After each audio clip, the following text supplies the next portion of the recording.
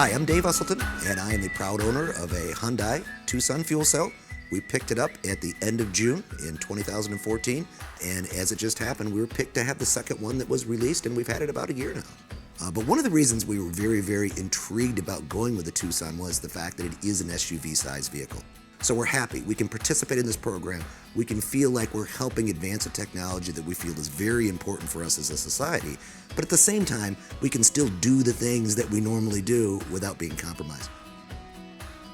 Fossil fuels are not going to be around forever. Something has to replace them.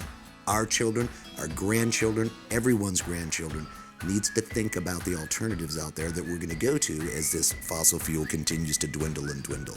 And fuel cells in our mind is absolutely one of the best ways that we can see today to be able to give ourselves a nice alternative based upon a fuel source that is basically infinite. We actually are putting hydrogen on board in the vehicle and in real time converting that to electrical drive.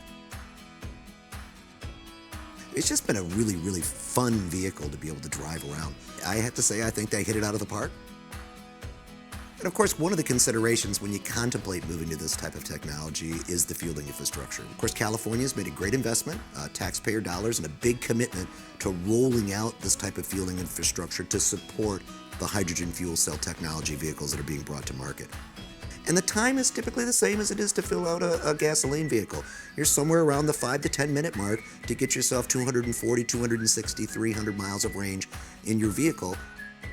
So we have about 10 stations right now that are open, with about 18 to 20 that'll be open by the end of 2015, mid-2016. So it just continues to expand and expand. And in the daytime, I am a consultant, so I fly a lot, which is nice because the fueling stations right now are also right by the airport. And then at nighttime, I'm also involved in the music industry. I play in a 9-piece horn band. I'm a sound man for a lot of the different bands. I'm throwing digital mixers in cases of microphones and cables and taking them out to plug them into bigger sound systems. So my wife does a lot of work with abandoned animals and helping animals that need to be rescued and brought out. The idea that we would have a vehicle that I could put a lot of musical gear in the back, we can put animal cages in the back, throw a kayak on top of it, whatever you might be trying to do for some activities during the day. This was the vehicle that really made that work. And this is a nice way for myself as a person to hands-on be able to feel like I'm helping move this forward. So again, we have the right answers for our grandchildren and the generations to come.